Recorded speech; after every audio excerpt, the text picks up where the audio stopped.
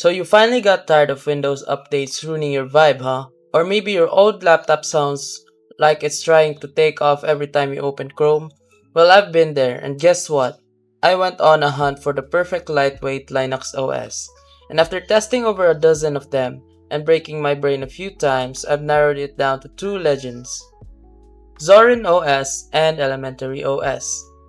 And trust me, this is going to be a fun one, so stay till the end before you wipe your drive. Let's start with Zorin OS.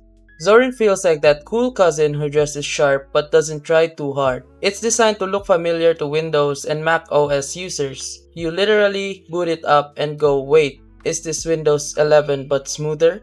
The performance is ridiculously good even on old laptops. It comes with the Zorin Appearance app where you can switch between layouts, Windows style, Mac OS style, and even GNOME.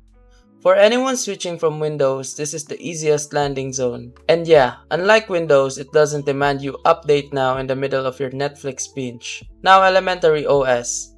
Elementary is the apple of the Linux world, elegant, minimalist, and slightly dramatic about it. The interface looks clean enough to make your inner design cry tears of joy. Their apps are built from scratch to match that sleek vibe. Mail, calendar, photos, all beautifully consistent. But here's the catch. Customization is locked down more than your ex's social media after the breakup. You can tweak it, but it'll take effort. So which one wins?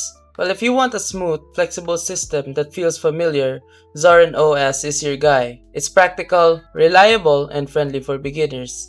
If you're all about aesthetics and minimalism, Elementary OS is that ultra clean setup that'll make your desktop look like an art gallery. For me, I stuck with Zorin OS because I like having control and because my laptop's fan finally stopped screaming at me.